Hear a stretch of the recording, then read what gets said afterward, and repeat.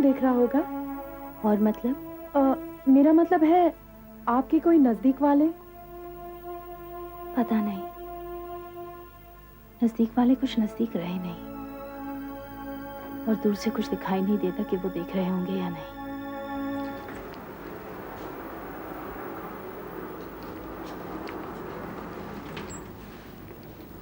गोविंद, तुम प्रीति का इंटरव्यू घर पर जाकर देखोगे या यहीं पर? हाँ, यही देख कर जाऊंगा। घर पर तो रमोला चैन से देखने नहीं देगी। पूजा, तुम्हें क्या लगता है आज इंटरव्यू में प्रीति क्या बोलेगी? क्या बोलेगी का क्या मतलब है? इंटरव्यू है, जो पूछा जाएगा वही बोलेगी। तुम सोच रहे हो कि किताब में तो उसने तुम्हारा नाम लिया नहीं, कहीं इंटरव्यू में ना ले लो। ऐसी बात नहीं है पूजा। ऐसी ही बात है गोविंद, तुम एक अनजाने डर से डर रहे हो जिसमें तुम्हारा कोई बस नहीं है। जस्ट रिलैक्स, इंटरव्यू है, जो सवाल पूछे जाएंगे उसी का जवाब देगी वो। बस दुआ करो कि वो सही सही जवाब दे, अपनी डिग्निटी को मेंटेन करते हुए, और किसी भी सवाल का जवाब देते हुए उसे तकलीफ ना हो।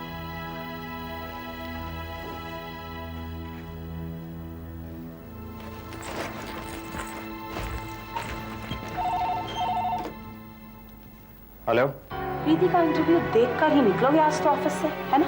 नहीं, एक मीटिंग में बिजी हूँ। मुझे मालूम है कौन सी मीटिंग्स चल रही। टीवी में प्रीति और बगल में वो मोनिका, राइट? ये कैसी बातें कर रही हो Ramola? Shut up and do me a favour, हो सके तो वहीं पर सो जाना, ओके?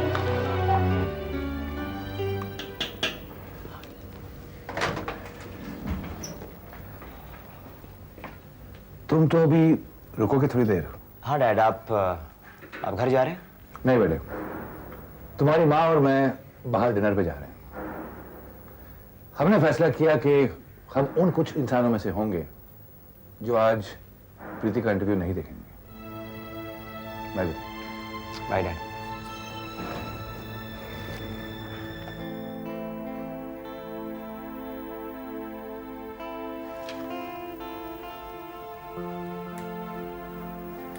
काफी काम निकाल लिया तुमने अपने लिए।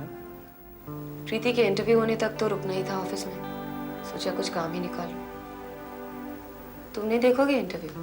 नहीं नहीं, मैं घर जाके देखूंगा सिमरन के साथ।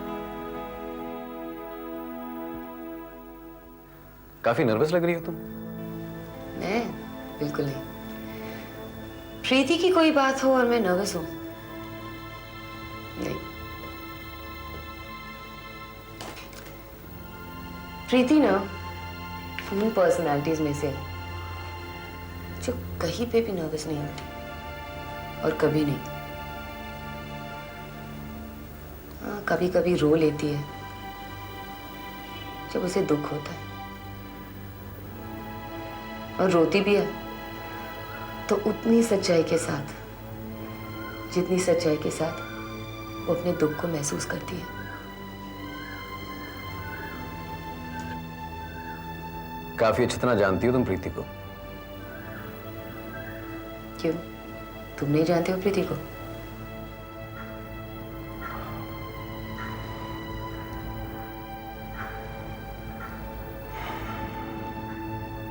मैंने तो बस प्यार किया है।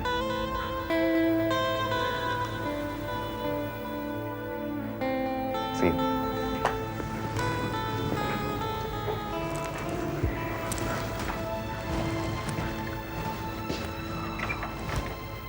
Bye. 5, 4, 3, 2, 1, एक्शन। दोस्तों, आज हमारे बीच है मिसेस प्रीति रतन। उनकी किताब ह्यूमन बीइंग्स एंड बिजनेसमैन को बुकर्स प्राइज के लिए चुना गया है। जैसा कि इस किताब का नाम है, वैसी ही उसकी कहानी भी है, इंसान और व्यापार। तो चलिए सुनते हैं उनकी कहानी उन्हीं की जुबानी। तो मिसेस प्रीति, ये बतलाइए कि किस तरह से एडवर्टाइजिंग का सिलसिला शुरू हुआ और क्यों आपने इस फील्ड को चुना, जबकि आपकी फैमिली में इसका कोई बैकग्राउंड ही नहीं था। हर काम के पीछे कोई ना कोई वजह होती है, लेकिन जरूरी नहीं कि हर वजह सोची समझी हो। कई बार जिंदगी में इंसान हालात की नदी में इस कदर बह जाता है कि जो पहला किनारा नजर आता है वो उसे थाम लेता है। उस वक्त वो सोचता भी नहीं कि किनारा कौन सा है, क्यों है, कैसा है। मैं था पूजा। मैं था जो प्रीति को एडवर्टाइजिंग लैंड में लेकर आया था, क्योंकि मैं जानता था कि हम दोनों कभी साथ नहीं हो पाएंगे, और कहीं दिल में लालच भी था कि अगर वो मेरी नहीं हो पाए तो वो किसी की भी ना हो, वो मेरे आसपास ही रहे। और एक और बात बताऊं पूजा, प्रीति और मेरे बीच में जो कुछ भी हुआ हो, उसने आज तक मेरी एक बात नहीं टाली है। और तुम उसकी वही बात टाल गए जो वो चाहती थी कि तुम मान जाओ। अच्छा, अगर आज आप पलट के अपनी जिंदगी को देखें तो आपको कैसा लगेगा? पता नहीं, आज तक तो पलट कर देखने की हिम्मत हुई नहीं।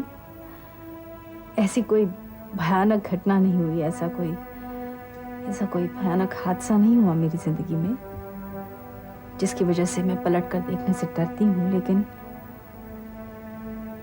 जो मैं अपनी जिंदगी में पलट कर नहीं देख पाती, उसकी वजह वो लम्हे हैं जिन लम्हों पर कोई ना कोई हादसा होने की पूरी गुंजाइश थी, पूरी उम्मीद थी, लेकिन नहीं हुआ। मुझे मालूम है तुम किस हादसे का इंतजार कर रहे हो। अच्छा, आपकी जिंदगी में कुछ लोग आए होंगे जिनका आपके ऊपर प्रभाव पड़ा होगा। हाँ, बहुत सारे लोग हैं मेरी जिंदगी में जिनका मेरी जिंदगी पर बहुत प्रभाव पड़ा है। इनफैक्ट इस बात का मुझे हमेशा अफसोस रहेगा कि मैं उन जैसी नहीं बन पाई। मैं आज जो कुछ भी हूँ अपने पापा की वजह से हूँ। मेरे पापा ने पूरी शिद्दत से प्यार किया, मेरी माँ को इतना चाहा कि कोई अपनी बीवी को क्या चाहेगा। उनकी मौत के बाद मुझे इतना प्यार किया कि लेकिन आप लोगों ने भी तो उन्हें उतना ही चाहा होगा। वेल, ऑब्वियसली हम भी उन्हें उतना ही प्यार करते हैं, लेकिन जितना प्यार हमें पापा ने दिया, शायद हम उन्हें उतना प्यार कभी नहीं दे सके।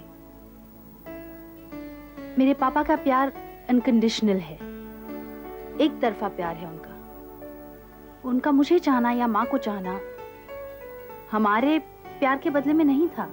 अच्छा प्रीति जी, जैसे ये कहा जाता है कि एक सफल मर्द के पीछे एक औरत का हाथ होता है, वैसे ये भी कहा जा सकता है कि एक सफल औरत के पीछे मर्द का हाथ होना जरूरी है। क्या आप बतलाएंगे कि आपकी जिंदगी में वो मर्द कौन है?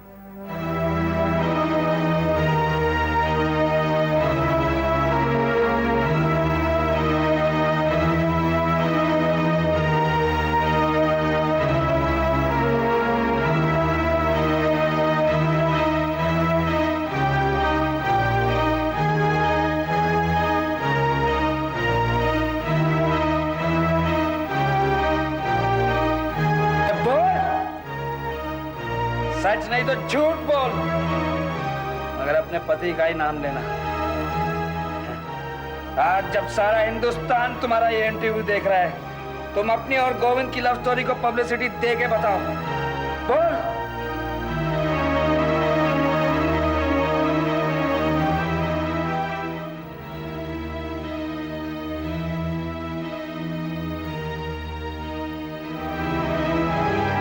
आपने बताया नहीं। अरे ये क्या बताएगी? पति का नाम लेते हैं शी इज थिंकिंग। अरे मेरा नाम बोल, मेरा नाम बोल। ओके, अगर आप इस सवाल का जवाब नहीं देना चाहती हैं तो ना दें।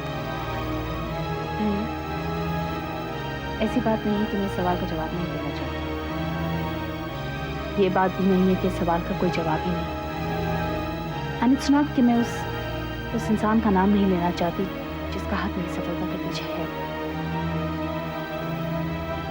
लेकिन इस सवाल के जवाब में सच बोलना नामुमकिन है, क्योंकि मैं बिलीव करती हूँ कि एक औरत की सफलता के पीछे एक मर्द का हाथ हो ही नहीं सकता, जबकि एक मर्द की सफलता के पीछे औरत का हाथ हो सकता है, क्योंकि एक मर्द का ईगो, उसका अहम गवारा ही नहीं कर सकता कि एक औरत सक्सेसफुल है।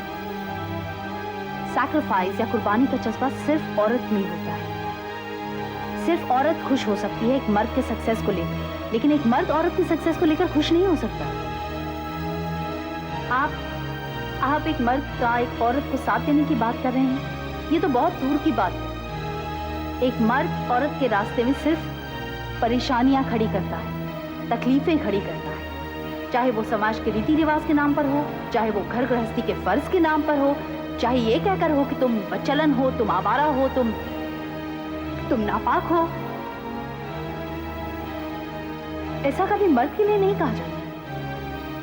जब एक आदमी, एक मर्द सक्सेसफुल होता है तो कहा जाता है उसने बहुत मेहनत की थी इसलिए वो सक्सेसफुल है। जब एक औरत सक्सेसफुल होती है तो कहा जाता है ये औरत जरूर अपने बॉस के साथ सोती होगी इसीलिए वो सक्सेसफुल है। कई लोग हैं हमारी इस कंट्री में, इस सोसाइटी में जो इस औरत मर्द के डिफरेंस को नहीं मानते, लेकिन ये सब सिर्फ ढोंग है, एक दिखावा है। It's just about being fashionable. आप क्या चाहते हैं? मैं किसका नाम लूं? अपने पति का नाम लूं, जो सिर्फ इस बात को लेकर परेशान रहता है कि अगर मेरी बीवी ऑफिस से लेट घर लौटती है तो मेरे आसपास वाले क्या कहेंगे? आप क्या चाहते हैं? मैं किसका नाम लूं? उस प्रेमी का नाम लूं जो मेरा प्रेमी तो बने रहना चाहता था लेकिन पति बनने की हिम्मत उसमें नहीं थी, जो कॉलेज कैंपस में प्यार के डायलॉग तो बोल सकता था लेकिन अपने परिवार वालों के सामने शादी के लिए कोई स्टैंड नहीं ले सका, जो शादी के बाद बंद कमरों में मिलने के लिए तो तैयार था लेकिन ये नहीं कह पाया कि औरत पवित्र है, पाक है। और फिर क्यों औरत पवित्र और पाक है?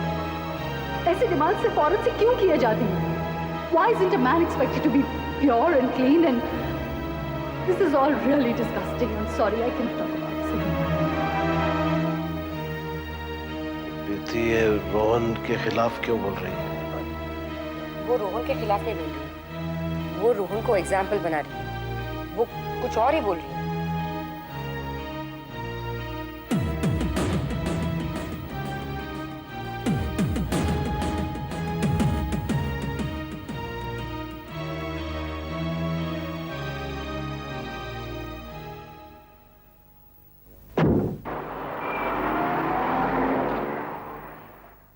ये प्रीति क्या?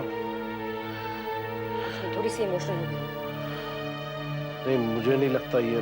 तुम दीपा उसे बात करो, वो मोबाइल दिया था ना उसने। ओके उसे फोन करो, मैं बात तुम उससे कहो यहाँ आ जाए वो। ओके, आप रिलैक्स कीजिए।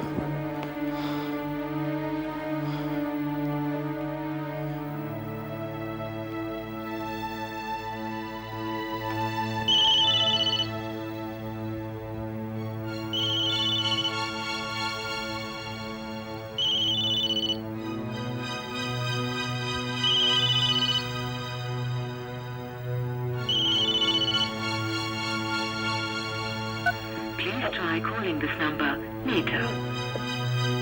मैं दीपा बोल रही हूँ। प्रीति, निक, क्या हो गया था तुमको? अच्छा, तुम यहाँ आ जाओ ना। हाँ, okay, all the best, bye. क्या हुआ? कुछ नहीं, वो थोड़ी सी इमोशनल हो गई थी इसलिए रो पड़ी। हाँ? वो यहाँ नहीं आ सकती, उसके ऑनर में एक पार्टी दी है इसलिए उसे वहां जाना है। ओके?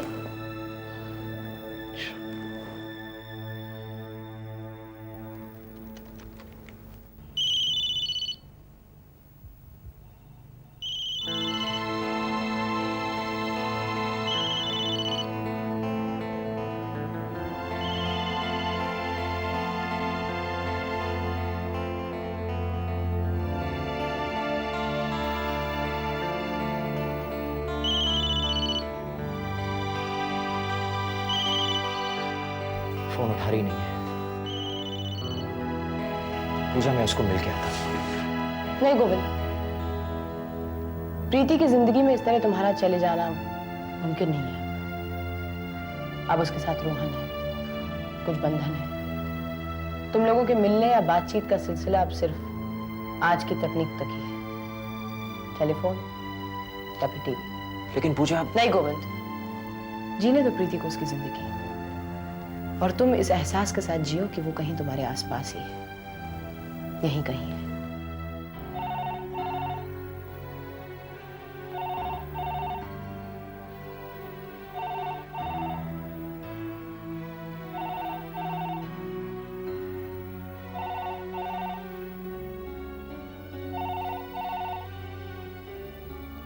तुम फोन क्यों नहीं उठा रही हो प्रीति?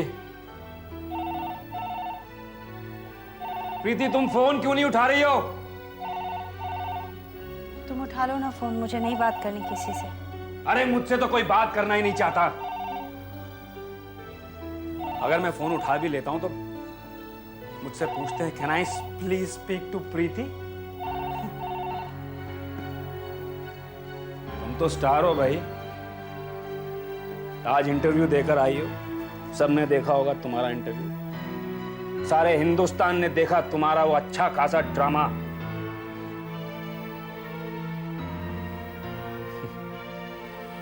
आंखों में आंसू थे, एक लाइव शो था सबके लिए, और फिर उसके बाद मोहतरमा जी उठकर बस इंटरव्यू से बाहर चली गई। अच्छा नाटक आज खेला तुमने। किसने लिखी थी आज की स्क्रिप्ट? हाँ? किसने लिखी थी आज की स्क्रीन प्ले? गोविंद ने या तेजस्वर दत्त ने या फिर तुम्हारे दिमाग की उपज ने, जो तुम्हारे पति को नीचा दिखाने के लिए हमेशा तैयार रहता है।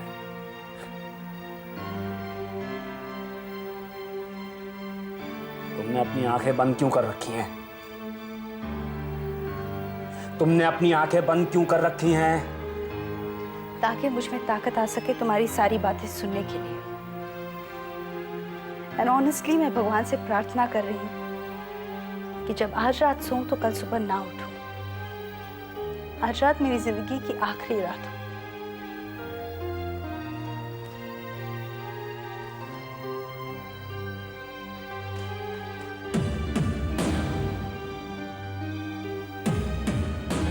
तुम्हें तो पता ही नहीं कल सुबह क्या होने वाला है। तुम्हें तो पता ही नहीं कि आज की रात किसकी जिंदगी की आखिरी रात।